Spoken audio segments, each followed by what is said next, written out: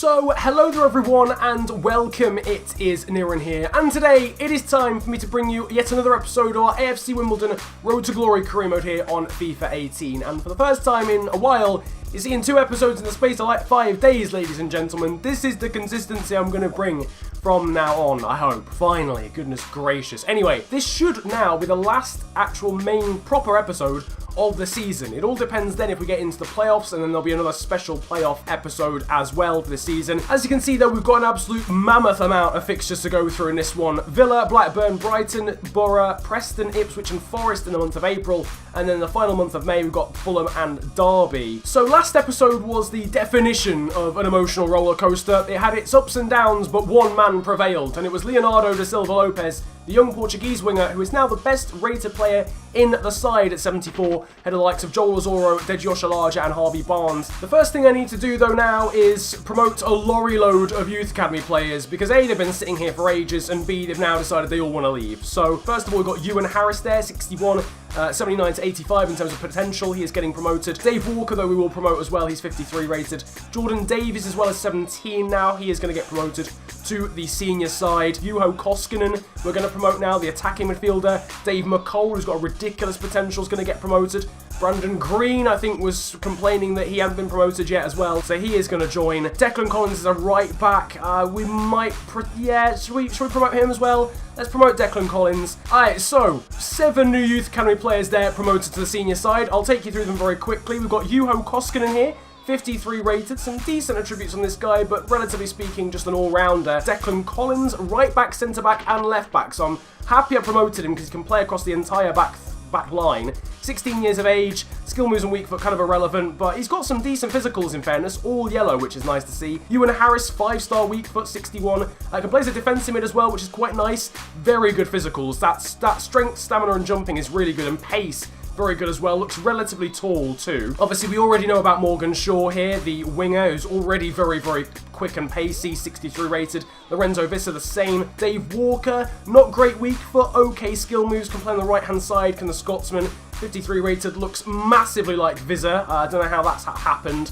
He's secretly a Burnley fan, I imagine. Brandon Green has got 5-star skill moves and can play as a CM and a defensive mid as well. 81 agility. This guy's going to be quite a good dribbler. He's got good ball control as well. Dave McCall there, very good agility on him, very diminutive. He looks like he'd be a good dribbler. 4-star skill moves on him.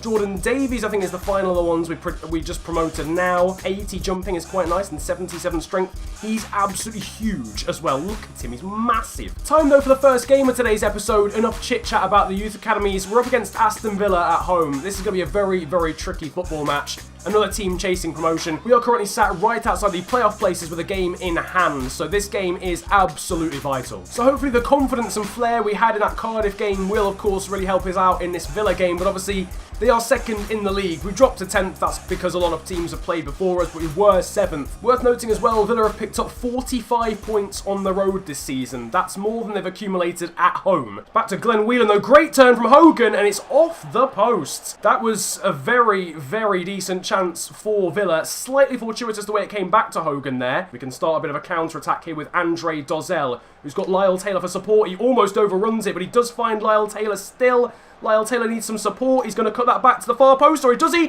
Dozzell misses it. Oh, mate, you could have chested it down. He's just gone for the header, and he's completely messed that one up. As Andre Dozzell, that's a good interception from Da Silva Lopes, and he can now use his roadrunner speed to get away. It's Leonardo Da Silva Lopes to play it back across, but he can't find his man. Villa definitely had the better of the first half until about 25 minutes in, and then we started to play our usual football. Well, I'll tell you, they're just bulldozing his way through. Dozzell now into Joel Azoro with the shot, and what a goal from Joel Azoro. That is quality. Quality from the Swede. He's missed some brilliant chances this season, but that is an unreal goal. Down low into the goalkeeper's bottom corner, and out of absolutely nothing, we've taken a 1-goal lead, and the goalkeeper's got no chance. It's down low. It might have taken a slight nick off Chester, but it's definitely Azoro's goal. Really, really good finish from Joel Azoro there from outside the area, and we are 1 goal up. And El Ghazi and Hogan linking up together. Back out to El Ghazi again. Barnes will have to deal with this, or Walton will. Walton hasn't. Still looks very, very... Oh my goodness me! Are you serious, Walton? How dare you even attack your defenders as well? Hogan has got an equaliser for Villa. Christian Walton has been very shaky in the last couple of episodes, and he is not... I mean, he should have caught that for a start. I admit Anwar El Ghazi, oh my goodness me. El Ghazi should have been closed down. It's a lack of communication there between Barnes and Fry. Whatever.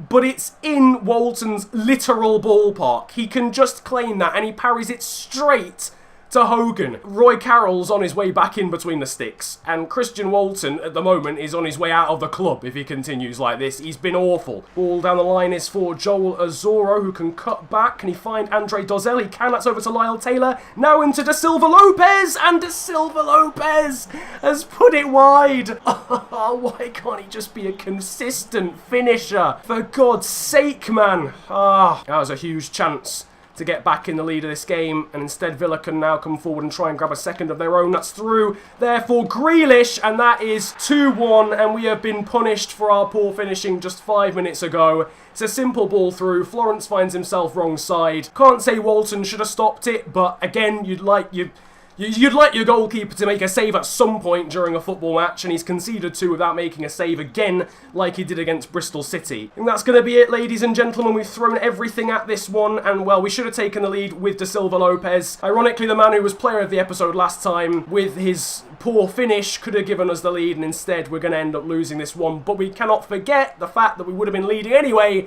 had it not been for an awful set of goalkeeping mistakes from Christian Walton. A lack of quality has done for us here. I'm not going to lie to you. We've played relatively well. Villa's quality has shown in comparison to ours, and hence they've won the game 2-1 to Villa. Bit of a snatch and grab, to be honest with you. They only had 2 shots on target in the game and scored both of them. Ratings wise, no one got man of the match, but Joel Azoro was our top performer with an 8.2 rating, an 8 rating as well for Dozzell. Time for a sim game then in this one. A disappointing loss there against Villa after taking the lead is a big shame. We need to try and bounce back here against another side that were promoted from League One last year.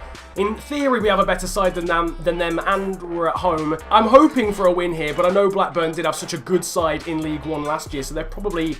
I don't know, these teams might well be even. Past the hour mark now, and it's still goalless in this one. I mean, a draw wouldn't be too bad, but it is probably our best opportunity for a win in recent times, and Dak even manages to score for Blackburn. This is a horrendous run of form at the moment. Like, this has been genuinely since January. I think we've won like 4 games in the league. This is absolutely appalling. We're also simming a game here against Brighton away. I'm not even going to watch this one because I know we're literally going to lose, but we've already played Brighton in the season and played them as in actually seen that match happen.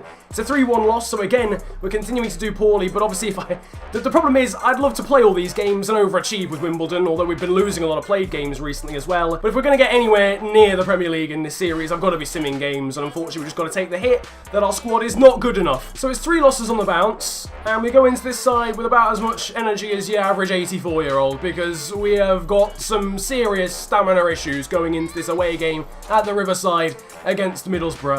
Dale Fry unfortunately can't face his old side because he's too tired, so the likes of Kelvin Smith and Darius Charles come in to replace him. Roy Carroll comes in for the accident-prone Christian Walton. We've got some serious striker issues too. Lyle Taylor and Joel Azoro are both fatigued, but we can't bring in Erling Haaland because he got injured in the sim game against Blackburn, so Joe Pigott has to start. Interesting stat coming into this Middlesbrough game. The man there, Deji Oshalaja, is the first player to get to 100 appearances in this series, and I believe Leonardo da Silva Lopez is playing in his 100th game as well in this one, so shout out to those guys for being the first into the 3-figure club. Bamford, good shot from him, but wide of the near post. I would like to think Roy Carroll would have had it covered anyway. Lyle Taylor, that's a good ball there into Liam Trotter, can try and play it in behind here for Harvey Barnes, and he's hit the post! What a save from Darren Randolph to tip it onto the post. That is unbelievable. Barnes has done really well to open his body out, and that's an unreal save. I don't really think Barnes could have done too much more, to be honest with you. Good 1-2 there between Lyle Taylor and Pigott. Taylor can try and cut back here.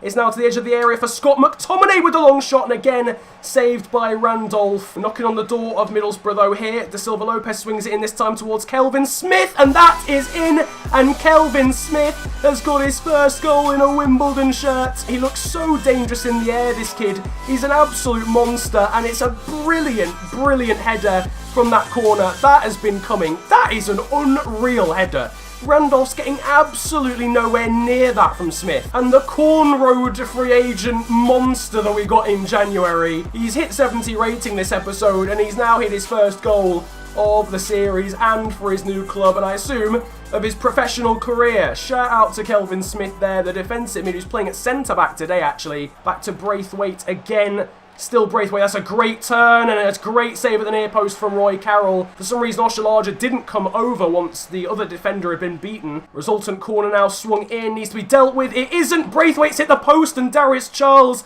has managed to clear it away, but we just didn't deal with it. Kelvin Smith, actually, the man who got the goal, got underneath the ball, and it just meant that Braithwaite was able to get his head on it. It's Johnson into the box. Carroll, though, deals with it. Very nicely done. Showing a bit better handling skills there than Walton did in the Aston Villa game. That was obviously the reason why they scored their first goal. Braithwaite again tries to get past Smith, but cannot again. Kelvin Smith is starting to develop into a very good centre-back, in my opinion. I've played him there a couple of times, and he looks so solid there. Lifted back in there towards a Sombalonga. This is great play from Middlesbrough in fairness. Ball across, and Carroll has done expertly to get there. Toko comes in with a challenge. Oshalaja misses it. This is still Bamford. A Sombalonga now. He's been brought down by Darius Charles, and that easily should have been a penalty for Middlesbrough. My word, that is a very poor decision. We're going to swing this in with McTominay. It's in towards Joel Azoro, who then finds Darius Charles. That's over towards McTominay. Play through there for Oshalaja, and Deji Oshalaja has only gone and scored. It's Captain Fantastic again. He loves this. He loves getting his name on the score sheet, and this time he's managed to use his feet. It comes from the corner indirectly, but McTominay gets it through to Oshalaja, and he just manages to lift it over Darren Randolph. It's a great finish, actually, although it has skimmed the Middlesbrough goalkeeper. But Captain Fantastic has settled some late nerves here to double our lead with just 10 minutes of this one to go. Morgan Shaw, I think he's played in Azoro offside there, but he gets the ball back, thankfully. Azoro can clip that one over towards Rory McKenzie, and that was almost an unbelievable goal to end this football match there. The volley coming in. Middlesbrough have been defeated here. It's a 2-0 victory for ourselves. Man of the match performance from Scott McTominay. He was excellent in midfield, controlling the game with a 9.5, and Toko alongside him was brilliant too. Trotter gets an 8.3 and an 8.4 as well for Da Silva Lopez. But obviously both our two goal scorers being centre-backs means that Oshalaja and Kelvin Smith get some incredible ratings as well. So after a really good result there against Middlesbrough, we now go back to simming games, which is obviously the danger of this series. We're away from home against Preston North End. Not one of the stronger sides in the Championship, but probably still marginally better than us, so I would probably take a draw. Realistically though, Brown and Mahorgan have given Preston an early 2-goal lead. I really don't know what's happened to us in Sims, because if you go back to the start of the series, I believe we beat Nottingham Forest by 3 goals in our first Sim game. We've lost 3-0 in a Sim to Preston North End. This side has got infinitely better as the season has gone along. So it's a real head scratcher as to how we're so bad in Sims now. Like, probably on average, this side is increased by +3 per position. Let's get into playing another game though, and we're away from home against Ipswich in this one. And as you can see, the squad there in the background is pretty much one of our strongest sides. Dozzell is unfortunately suspended, so once again, he can't play against his old side. I think he's only played against them once for one reason or another, but we're currently not in the top 10, but again, that's kind of due to the fact we've got a game in hand. I don't know when we'll get that game in hand back. I've got no idea. I think the next game against Forest, which we're going to sim, is our game in hand, so at least we'll then know actually where we are. Right, Toko bursting through midfield. He's got Joel Azoro through the middle. Joel Azoro trying to get on the end of it. He's dinked it over the goalkeeper, and he's done it successfully. Joel Azoro has scored a brilliant goal. He's done really well to get to that and get it over the goalkeeper. And Azoro has scored again. It's made by Toko, slightly overhit, but that's actually a really, for some reason, that's a really satisfying goal to watch. It looks like a real-life goal. I don't know why, but he's just flicked it over the goalkeeper. And inside 6 minutes, Joel Azoro has been wiped out by the goalkeeper, but more importantly, he scored a goal. Great assist from Nzuzi Toko. So we go 1-up for a third time in this episode now, considerably earlier than the other two. McTominay, a little bit far wide in comparison to what I would like. Barnes trying to go for the turn, and actually wins a free kick off Spence. I think it's Jordan Spence, the ex-West Ham man. We're going to try and lay this one off. I think they might try and predict this one, though. It's going to fall for Joel Azoro to blast it, but Gherkin saves. Oh, good stuff there from Barnes. Plays that down the line for McTominay, who's got Azoro in support. He can try and find him, and he has done. This is Joel Azoro. Still over towards Da Silva Lopez. And Da Silva Lopez has scored. There we go. I had to pause for a second, because it's just Da Silva Lopez, isn't it? You never really know what you're gonna get, but De Silva Lopez has doubled our lead. Sorry, that was probably so stupid in commentary, because I was just like, De Silva Lopez, and then just waited for a second, but Azoro really unselfish and really calm and composed from De Silva Lopez. He seems to find himself in this position so frequently at the moment. Toko there with an excellent win back, and this is De Silva Lopez now into Lyle Taylor. Just holding up the play and bringing Bolger into proceedings. Barnes around the corner for Azoro. Now into Scott McTominay with a long shot off the post. That was an absolutely unreal effort there from Scott McTominay. One thing I will say, I'm quite interested in this McTominay performance, because he is doing very, very well as an attacking midfielder. Here's McTominay. This is a good position for Wimbledon to find themselves in. Harvey Barnes in space down the left-hand side. Harvey Barnes to cut back and put one to the back stick there for De Silva Lopez. What a goal! Leonardo De Silva Lopez. That is special from the Portuguese winger. What a finish! Barnes cuts back, plays it to the back stick, and it's volleyed first time into the top corner. That is an unreal finish from De Silva Lopez. What a goal. Oh, we've been treated to some good ones in this episode, ladies and gents. 11 goals for the season, I think, makes him the joint top scorer for Wimbledon now alongside Lyle Taylor in the championship. We talk about his finishing needing to be improved, but at the same time he does stuff like this. McTominay, Bolger, that's through to Azoro. It's still Joel Azoro on the ball, hits the post, and it's out for a corner. Smith comes across, can't deal with it. Adeyemi finds Adedeji, and then Roy Carroll can get that one clear. It's blocked though by Garner. Lucky for it not to end in a goal. It's headed back now to Garner. Oshalaj has to come across, but that is a huge chance for Ipswich with 15 minutes to go. It should really be 3-1, and it's Garner's last action as Waghorn comes on to replace him. Ipswich now starting to close down quite high up the pitch and go quite high up the pitch generally speaking, but it's allowing gaps. This is Lyle Taylor, and he should have made it 3, should have made it 4 even. I've lost count myself, seemingly. Good through ball there into Ward. Cut back there from the Ipswich man. This is Martin Waghorn now, and it hits the side netting. Ipswich have definitely had enough chances now in this last 10 minutes to actually grab a consolation goal themselves. Taylor around the corner for Lorenzo Vissa. Can put the ball in towards Azoro, and that is 4. Simple as you like. I kind of would have wanted a bicycle kick in that situation, but Joel Azoro gives us a decent goal nonetheless, and it is a 4th in this one. Set up by Lorenzo Vissa. Ipswich leaving plenty of holes at the back, and it allowed us to exploit. 2 for him, 2 for De Silva Lopez, and 4 for us. Brilliant performance, and yet another 4-0 away victory towards the end of an episode. I don't know how we've managed this twice in a row. It is a 4-0 victory for AFC Wimbledon here against Ipswich Town. 6 goals in 2 played games. We're certainly trying our hardest when it comes to played games. It's just the Sims letting us down at the moment, unfortunately. Now, would you look at that? A perfect 10 from Joel Azoro gets him man of the match. And of course, he got 2 goals and an assist. A 9 rating for Smith, a 9.2 for Barnes. Overall, a very good performance. And on the topic of Kelvin Smith, he is proving to be an absolute little superstar, an unsung hero at the moment, and a rock in defence. Now, this is a very important simmed match here against Nottingham Forest, because if we win this, we could actually keep our faint playoff hopes alive. We're only 3 points off, would you believe, 6th place. After all of the horrendous form recently, we're still in with a shout because everyone else keeps slipping up as well. We beat Forest in a sim in the first game of the season, and we're winning this one here as well. Harvey Barnes has given us the lead inside 10 minutes. This could be potentially a huge result for us, but Osborne has got other ideas. He's equalised. It is still all square. And Ben Brereton, of all people, who was such a hero in my other FIFA flipping career mode series, has pretty much killed off our playoff hopes. I don't know how, we're never going to win in a sim again, are we, realistically? But that, I think, is pretty much that. I think that is done now. The final simmed game of the season now comes away from home against Fulham. We'll be playing the final match of the league season. That is a home tie against Derby. As you can see, still goalless inside the first 20 minutes. It is pretty much our strongest side, and actually Lyle Taylor has managed to give us the lead in the 27th minute, would you believe? Although Floyd Ayite has equalised now for Fulham. Well, it's still equal going into the final 5 minutes, and again, another, I can't be bothered. This game has got it out for us, to be honest with you. A 86th minute goal from Fulham's right back gives them the win. So here's how things stand in the Championship going into the final day of the season. Huddersfield and Watford have wrapped up the promotion spots, and Huddersfield are crowned champions. It is going to be Brighton, Leeds, Aston Villa and and Sunderland in the playoffs for now, but Derby, Brentford and Preston can all ruin their parties. It's very close. And then it's us, Middlesbrough, Fulham and QPR all on 64 points. So we are trying to obviously stay in the top 10. Now we are obviously playing Derby in this final game of the season. If we win, we go above them.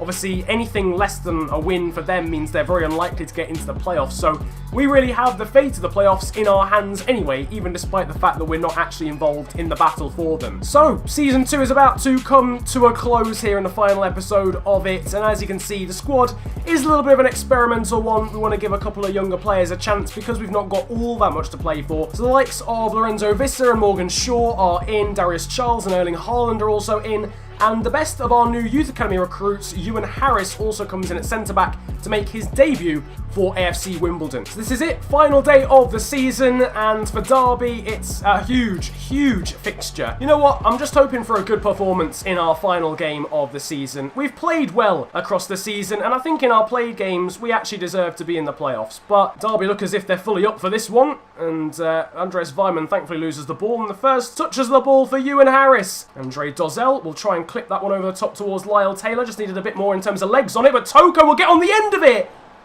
Oh, and Susie Toko almost blasted in an incredible volley. We've already seen a good one. And of all people, Toko almost rifling the ball into the far corner. Back to Toko again. Good stuff there. And that's out wide now to Morgan Shaw.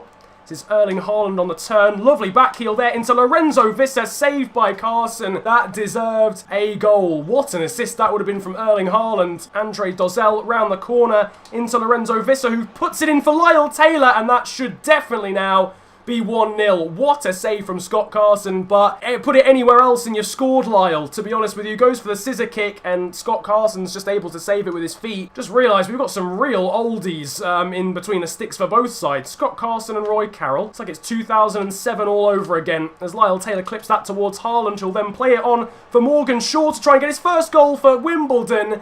And he did convert as well, but unfortunately the youngster was offside. Oh, it's such a shame. He was definitely off. He was miles off and he didn't really need to be. Visser there with a good challenge in a dangerous position as far as Derby are concerned. He can bring the ball down the line, can put the ball into the box towards Taylor again. Not a great ball though this time like the first one. McTominay's nodded that on to Dozzell. It's in behind here for Morgan Shaw and he scored this time!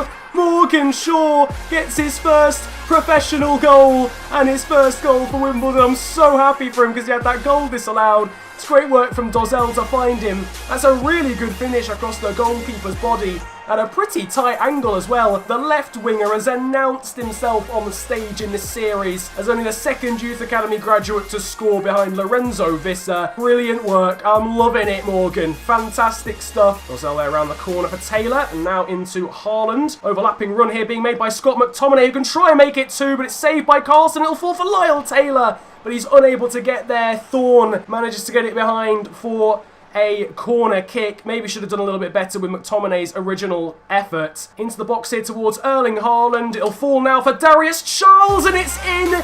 Darius Charles gets a second for us and a second in the series overall. And we're 2 goals to the good.